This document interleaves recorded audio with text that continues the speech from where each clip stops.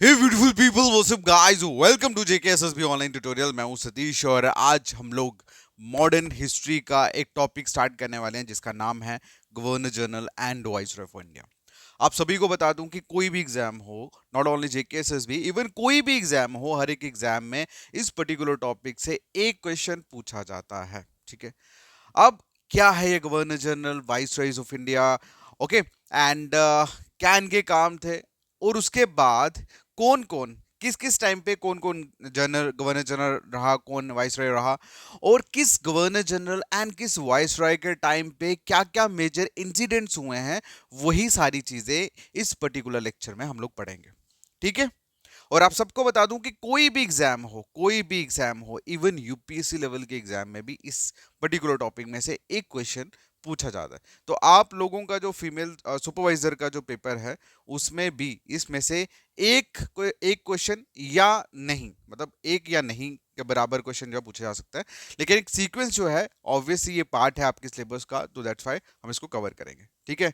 और आप सबको एक चीज बता दूं कि हम इसको इस तरह से करेंगे कि ये ज्यादा बड़ा भी ना हो, आपको मजा भी आए, और जितनी हम बात करें बस उतनी ही बात करें, ताकि आपका अगर एग्जाम में क्वेश्चन आए तो इसमें से निकल जाए।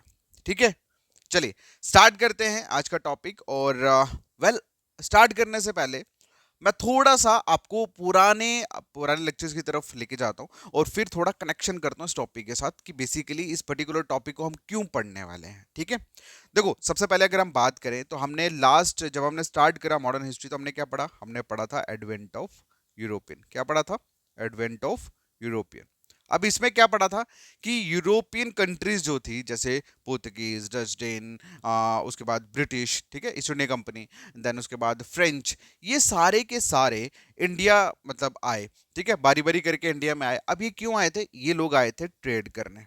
क्यों आए थे? ट्रेड करने, क्योंकि ये व्यापारी लोग थे। ये कच्चा माल यहाँ से उठा के लेके जाते थे सस्ते में और वहां बेचते थे। लेकिन जब इन्होंने कुछ प्रॉब्लम्स देखी हमारे इंडिया में कि यहाँ पे डिविजन्स बहुत ज्यादा है, कास्ट सिस्टम बहुत रिजल्ट है, ठीक है, और सभी अपने अपने प्रॉफिट के चक्कर में हैं, तो इन्होंने फिर क्या करा, और मतलब इन्होंने फिर धीरे धीरे अपना काम करना शुरू कर दिया, है ना। स्पेशली मेन अगर हम बात करें, आप लोगों हमारा जो इंडिया गुलाम रहा वो ईस्ट इंडिया कंपनी ने ही उसकी शुरुआत करी थी। ठीक है, मैं भी बताता हूँ आपको। अब हुआ यूं, देखो, अब हुआ यूं, क्या हुआ कि ये लोग व्यापार कर रहे थे। अब व्यापार में क्या हुआ कि ये लोग बिल्कुल थोड़ा सा अमाउंट जो है वो यहाँ के राजा महाराजाओं को दे रहे थे, और उसके बाद मैक्सिमम प्रॉफिट जो है वो बाहर भेज रहे थे। अब ये चीज जो थी, ये हमारे जो राजा महाराजा थे उनको अच्छा नहीं लगा। ठीक है, तो फिर बगावत वाला सिस्टम शुरू हुआ। अब जब बगावत वाला सिस्टम शुरू हुआ, तो इन ये जो ईस्ट इंडिया कंपनी, देखो, मेनली मेजरली जो मेन जो फॉरवर्ड हुई एडवेंट ऑफ यूरोपियन में, जो सबसे मेन जो कंपनी थी ईस्ट इंडिया कंपनी, उसी ने आगे जाके रूल करा ना। तो अब उनको सारी की सारी कमियां जो थी वो पता लग गई थी। ठीक है, अब उन्होंने क्या करा, फिर उसके बाद लड़ाइयां शुरू हो गई। ठीक है, अब battle of Plassey, battle of Buxar जो हमने पढ़ी, एंड उसमें किस तरह से उन्होंने मतलब हमारे यहाँ के जो राजा महाराजा थे उनके सेनापतियों को अपने साइड करके, मतलब धोखेधड़ी से मरवा दिया। ठीक है, और फिर उसके बाद क्या हुआ, जो बंगाल बंगाल की जो मेन उनका ट्रेडिंग सेंटर था यहाँ पे, मतलब बंगाल एक ऐसी जगह थी जिसे अगर इकोनॉमिकली पॉइंट ऑफ व्यू से देखो तो बहुत ज़्यादा पावरफुल और इंपॉर्टेंट थी अंग्रेजों के लिए। ठीक है, तो इन्होंने सबसे पहले फिर बंगाल को ही जीता। ठीक है, ट्रीटी ऑफ इलाहाबाद हुई लास्ट में, आप सभी जानते हैं उसके बाद। ठीक है, फिर उसके बाद क्या हुआ कि जब इन्होंने बंगाल को जीत लिया तो जाहिर सी बात है फिर क्या करा, इन्होंने अपना रूलिंग सिस्टम जो है वो स्टार्ट कर दिया। हालांकि ये डायरेक्ट रूल नहीं कर रहे थे उस टाइम पे, लेकिन हाँ, इन्होंने क्या करा, वो ट्रीटी ऑफ इलाहाबाद वगैरह जो भी साइन हुई, देन उसके बाद इन्होंने अपना मतलब वो जो भी राजा महाराजा बैठाए वो एज अ पपेट थे फिर अंग्रेजों के, अंग्रेज जैसे बोलते थे वो वैसे ही करते थे। ठीक है, जो भी दस्तक वस्तक, मतलब जो भी टैक्स वैसी वाला सिस्टम स्टार्ट हुआ, तो जैसा अंग्रेज बोलते थे वैसे वो लोग साइन करते थे। समझ आई?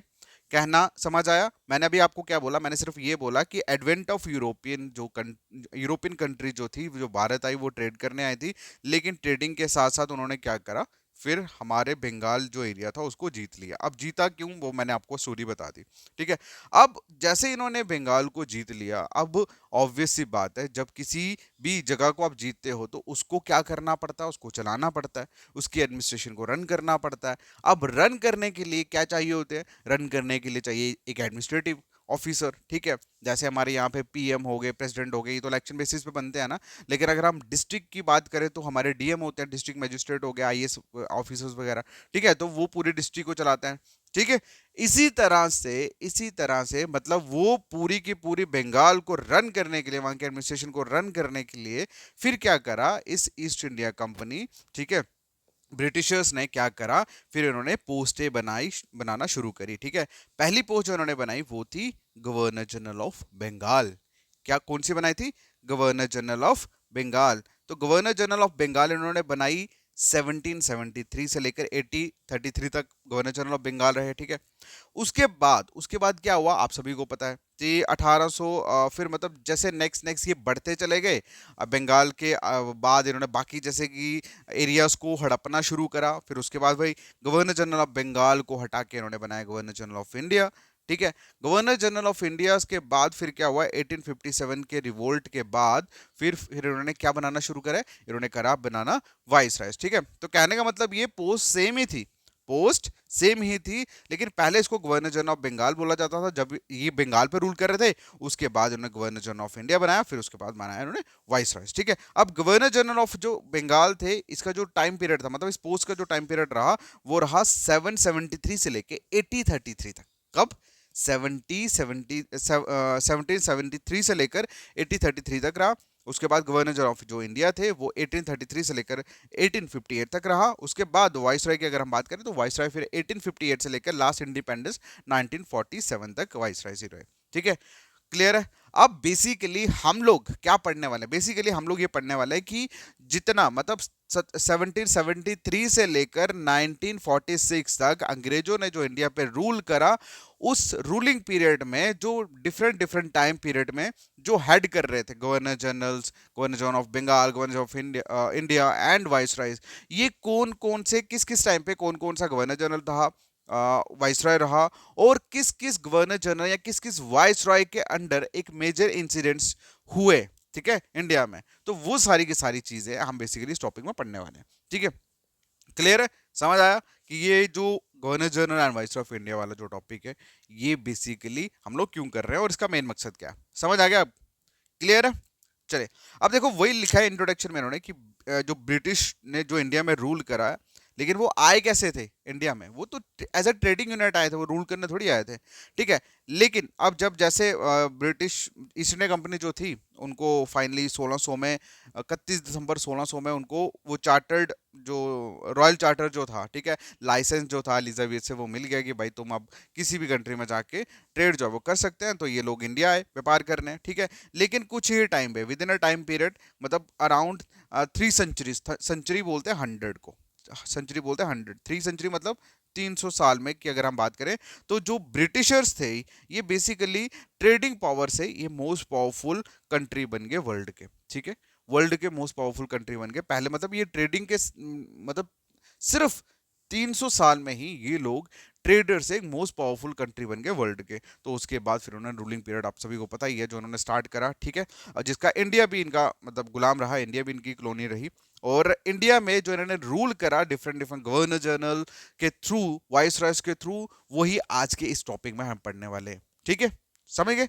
चलिए, देखो सबसे पहले हम बात करें, मैंने थोड़ा इसको मतलब डिफरेंशिएट करके बताया सो दैट कि आपको चीज़ें क्लियर हो जाएं, क्योंकि ये इंट्रोडक्शन पार्ट इंपॉर्टेंट आपके लिए, ताकि आपको अंडरस्टैंडिंग रहे, टॉपिक की अंडरस्टैंडिंग हो तो कहानी ईजी हो जाती है, ठीक है। चलिए, पहले फर्स्ट हम बात करते हैं गवर्नर जनरल ऑफ बंगाल की। तो गवर्नर जनरल ऑफ बंगाल मतलब पहली जो पोस्ट बनाई इन्होंने बंगाल में, क्योंकि पहले इन्होंने बंगाल को ही जीता था, पहली पोस्ट जो इन्होंने बनाई उसका मतलब 1773 से लेकर 1773 में गवर्नर जनरल ऑफ बंगाल की पोस्ट इन्होंने बनाई। और गवर्नर जनरल ऑफ बंगाल की जो पोस्ट है वो 1833 तक रही, ठीक है, 1833 तक ये रहा, ठीक है। उसके बाद क्या हुआ, गवर्नर जनरल ऑफ बंगाल को इस नाम को चेंज करा इन्होंने गवर्नर जनरल ऑफ इंडिया में, ठीक है। पहले गवर्नर जनरल ऑफ बंगाल था, फिर इन्होंने नाम चेंज करके क्या रखा, गवर्नर जनरल ऑफ इंडिया। और गवर्नर जनरल ऑफ इंडिया की जो पोस्ट थी ये 1833 से लेकर 58 तक चली, ठीक है। जब तक वो रिवोल्ट नहीं हुआ ना 1857 का, तब तक गवर्नर जनरल ऑफ इंडिया ही बोला जाता था उनको, ठीक है। फिर उसके बाद क्या हुआ, फाइनली 1857 के रिवोल्ट के बाद, यानी कि 1858 से लेकर नेक्स्ट इंडिपेंडेंस तक 1947 तक इन्होंने गवर्नर जनरल ऑफ इंडिया की पोस्ट को नाम दिया इन्होंने वाइस रॉय। क्या दिया? वाइस रॉय। ठीक है। अब ऑब्वियस सी बात है, जब पोस्टें जो थी वो जब उनके नाम चेंज हो रहे थे तो जाहिर सी बात है पावर भी ज्यादा हो रही थी इनकी। अब जब पावर ज्यादा हो रही थी तो ऑब्वियस सी बात है इनको अलग जो चीजें जो है इनमें ऐड ऑन हो रही थी, तो वो सारी की सारी चीजें हम यहाँ पे पढ़ेंगे। ठीक है, तो सबसे पहले हम बात करेंगे गवर्नर जनरल ऑफ बंगाल के बारे में। देखो वही चीज लिखी है कि पहले ये एज अ ट्रेडिंग यूनिट आए, ठीक है, ट्रेड करने आए, फिर बाद में इन्होंने क्या करा, बंगाल को कंट्रोल कर लिया अपने अंदर। ठीक है, और मतलब बंगाल को इन्होंने जीत लिया और बंगाल को कंट्रोल करने के लिए इन्होंने एक पोस्ट बनाई जिसका नाम इन्होंने रखा गवर्नर ऑफ बंगाल। ठीक है, सुनिए, सबसे पहली जो पोस्ट बनाई थी वो गवर्नर जनरल ऑफ, देखो गवर्नर जनरल ऑफ बंगाल, तो पहले मतलब गवर्नर जनरल ऑफ बंगाल से भी पहले इन्होंने एक पोस्ट का बनाई थी जिसका नाम इन्होंने रखा था गवर्नर ऑफ बंगाल। क्या रखा था? Governor of Bengal. और पहला जो गवर्नर था बंगाल का वो कौन था? वो था रॉबर्ट क्लाइव। ठीक है, रॉबर्ट क्लाइव जो था वो पहला गवर्नर था बंगाल का। इंपॉर्टेंट है, मार्क कर लो इसको। ठीक है, मार्क कर लो इसको। ठीक है, पहला जो गवर्नर था उसका नाम था रॉबर्ट क्लाइव। ठीक है, अब हुआ यूं, नेक्स्ट फिर देखो उसके बाद क्या हुआ, अदर प्रेसिडेंसीज जैसे थी, जैसे फॉर एग्जांपल बॉम्बे हो गया, मद्रास हो गया, फिर ये भी इन्होंने जीत ली। अब जब इन्होंने ये भी जीत ली तो ऑब्वियस सी बात है यहाँ पे भी एक गवर्नर जो था वो बनाना था। ठीक है, अब फिर इन्होंने क्या करा, after the passing regulating act 1773, एक रेगुलेटिंग एक्ट जो था वो पास हुआ, एक एक्ट जो था पास हुआ जिसका नाम था रेगुलेटिंग एक्ट 1773। ठीक है, अब इस एक्ट के थ्रू क्या हुआ कि ये जो पोस्ट थी ना, पोस्ट ऑफ गवर्नर, इसको कन्वर्ट कर दिया किसमें? गवर्नर जनरल ऑफ बंगाल के अंदर। समझ आई? जब इन्होंने बंगाल को, सिर्फ बंगाल को इन्होंने पहले जीता, ठीक है, आप सभी जानते हैं पहले बंगाल को जीता। बंगाल को क्यों जीता? क्योंकि बंगाल जो था ट्रेड पॉइंट ऑफ व्यू से मोस्ट पावरफुल जगह थी, बहुत बढ़िया फायदा हो रहा था अंग्रेजों को, इसीलिए इन्होंने पहले बंगाल को जीता। अब वहां पे इन्होंने पोस्ट बनाई गवर्नर ऑफ बंगाल को। ठीक है, पहला जो गवर्नर था वो था रॉबर्ट क्लाइव। ठीक है, फिर उसके बाद इन्होंने क्या करा, अलग, उसके बाद मुंबई हो गया, मद्रास हो गया, ये प्रेसिडेंसी भी इन्होंने जीती। अब यहाँ पे भी गवर्नर चाहिए था, फिर उन्होंने क्या करा, एक इन्होंने रेगुलेटिंग एक्ट 1773 जो था वो पास करा। अब इसे एक्ट के थ्रू क्या हुआ कि ये जो नाम था गवर्नर ऑफ बंगाल, इसका नाम चेंज करके इन्होंने क्या रखा, गवर्नर जनरल ऑफ इंडिया। क्या रखा? Governor general of India. ठीक है, कहने का मतलब ये कि अगर governor of Bengal, governor of Bombay, governor of Madras कर देते तो ये अलग अलग दिखता, और हर एक मतलब फिर वो जब अलग अलग दिखता तो जाहिर सी बात है जो बंदा हेड होता वो कहीं ना कहीं लालच आ जाता माइंड में कि यार मेरे अंदर इतनी पावर है, मैं कर रहा हूँ, मैं क्यों ना इन्हीं के खिलाफ कर दूं और इनको जीतना शुरू कर दूं। तो फिर इन्होंने क्या करा, अलग अलग प्रेसिडेंसीज के गवर्नर बनाने के तहत इन्होंने क्या करा, उस रेगुलेटिंग एक्ट 1773 के तहत इन्होंने वो उस एक्ट को पास, देखो एक्ट का मतलब पता है ना आप लोगों को, जब भी कभी किसी प्रॉब्लम को सॉल्व करने के लिए या किसी चीज में रिफॉर्म लाने के लिए, चेंज लाने के लिए एक प्रॉपर एक्ट जो है वो बनाया जाता है, और उस एक्ट पे जब प्रेसिडेंट साइन करता है तो वो लॉ बन जाता है, पता है ना। तो बेसिकली लीगल, किसी भी चीज को लीगलाइज करने के लिए एक्ट फॉर्म किए जाते हैं, फिर उसके बाद पार्लियामेंट जो हेड होती है उसको साइन करती है, चेक करती है, साइन करती है, देन उसके बाद वो चीज एक किस्म का लॉ जो है वो बन जाता है। ठीक है, तो इसी तरह से एक रेगुलेटिंग एक्ट 1773 जो था वो पास किया गया, जिसके तहत गवर्नर ऑफ बंगाल की पोस्ट का नाम चेंज करके क्या रखा गया, गवर्नर जनरल ऑफ इंडिया। समझ आई?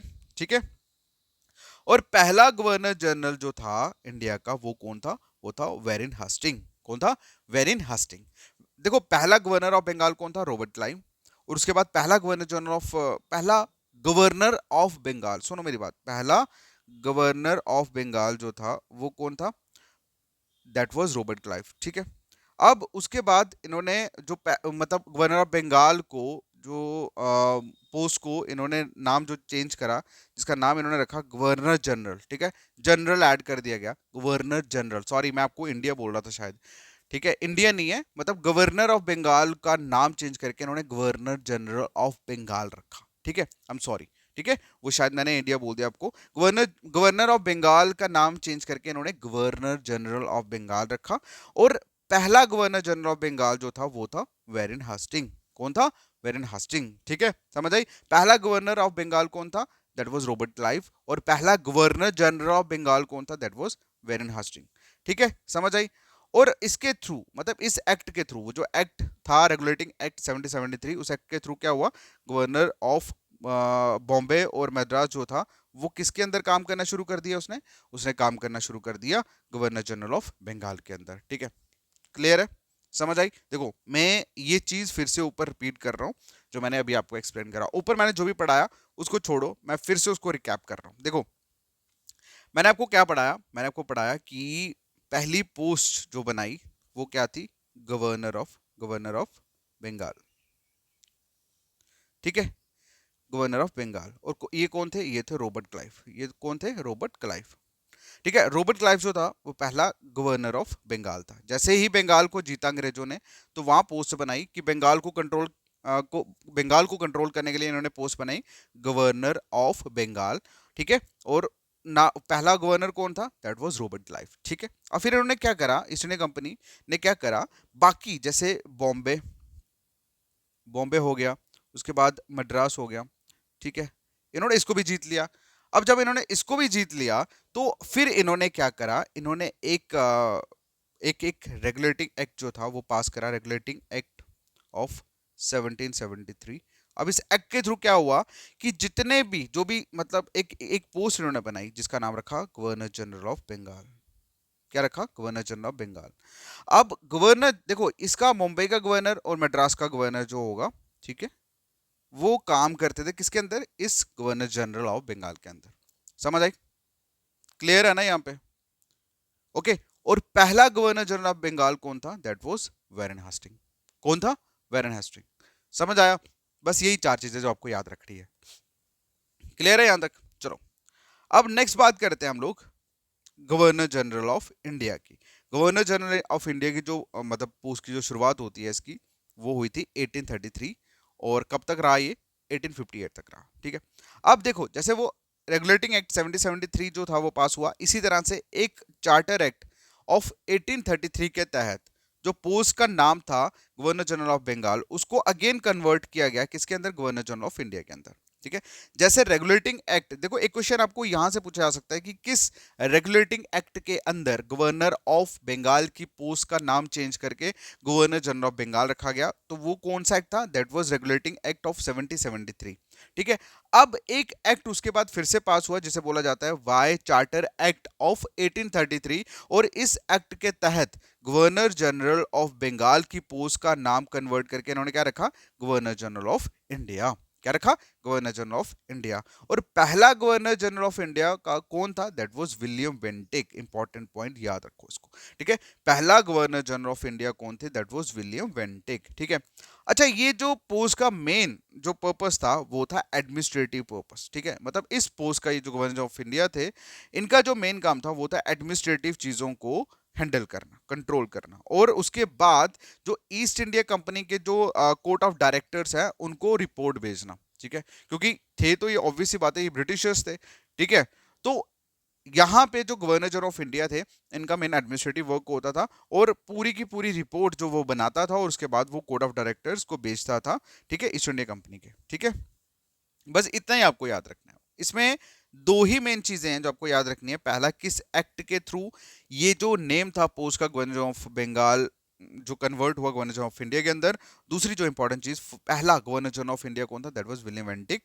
ओके, और ये जो पोस्ट थी first governor general of India, ये जो पोस्ट थी sorry governor general of India, इसका मेन काम क्या था, एडमिनिस्ट्रेटिव पर्पस होता था, और ये पूरा रिपोर्ट तैयार करके कोर्ट ऑफ डायरेक्टर्स जो है ईस्ट इंडिया कंपनी को, वो वहां पे भेजता था। ठीक है, अब क्या हुआ सुनो, अब 1857 का रिवोल्ट जो था जिसे फर्स्ट वॉर ऑफ इंडिपेंडेंस भी बोला जाता है, अब उसके बाद देखो वही लिखा है कि after the revolt of 1857 company का जो रूल था वो एबॉलिश कर दिया गया और इंडिया जो थी वो डायरेक्टली ब्रिटिश क्राउन के अंदर आ गई। ठीक है, देखो गवर्नर जनरल ऑफ इंडिया तक, ठीक है, जो भी सिस्टम चल रहा था, जो भी काम चल रहा था, वो सारा ईस्ट इंडिया कंपनी के अंदर ही चल रहा था। ठीक है, ईस्ट इंडिया कंपनी के अंदर ही चल रहा था।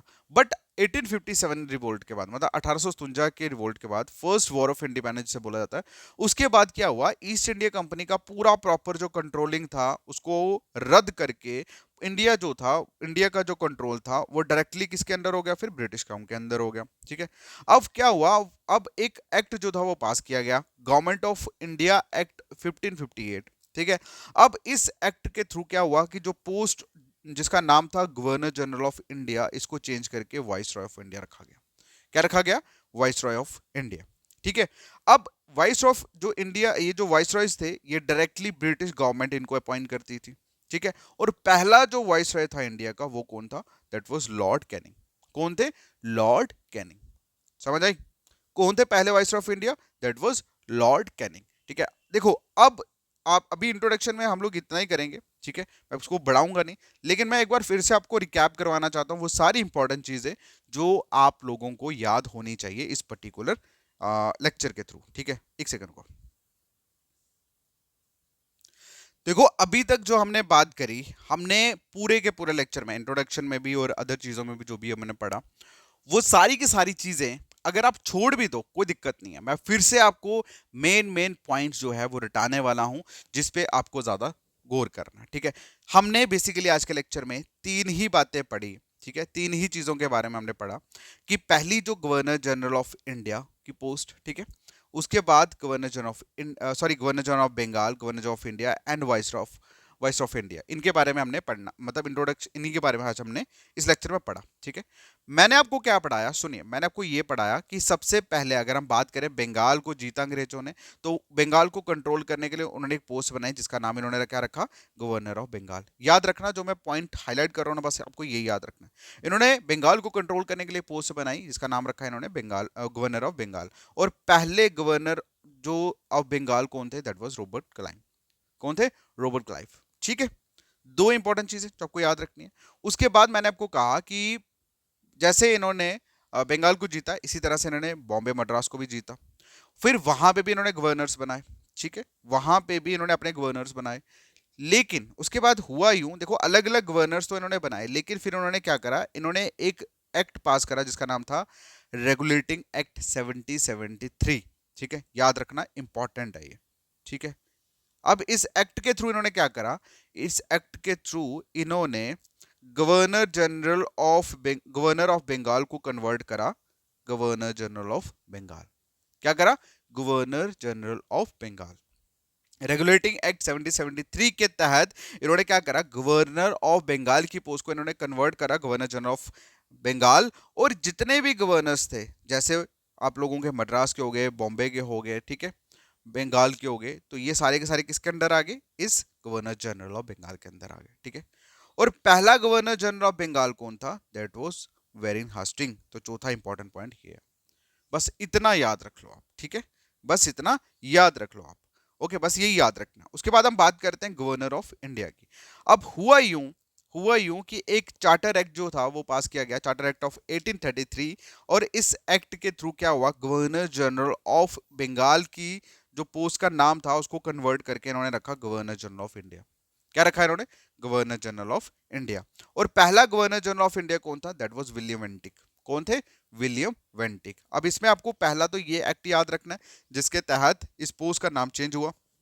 दूसरा चीज आपको याद रखनी है कि पहला गवर्नर जनरल ऑफ इंडिया कौन था? That was William वेंटिक। और उसके बाद इस पोस्ट का मेन काम क्या था? एडमिनिस्ट्रेटिव पर्पस था। और ये basically governor general of India क्या करता था? पूरी रिपोर्ट तैयार करता था और फिर कोर्ट ऑफ डायरेक्टर, जो कि ईस्ट इंडिया कंपनी के कोर्ट ऑफ डायरेक्टर्स थे, उनको फॉरवर्ड करता था। ठीक है। अब उसके बाद क्या हुआ? 1857 का रिवोल्ट हुआ। ठीक है। अब 1857 रिवोल्ट के तहत ब्रिटिशर्स को लगा यार ईस्ट इंडिया कंपनी जो है ये प्रॉपर तरीके से वहां काम नहीं कर रही है, इसी की वजह से ये लड़ाई झगड़े वहां पे शुरू हो गए। तो फिर क्या करा? इस 1857 के रिवोल्ट के बाद कंपनी रूल को खत्म कर दिया गया और इंडिया जो था वो डायरेक्टली ब्रिटिश क्राउन के कंट्रोल के अंदर आ गया। ठीक है।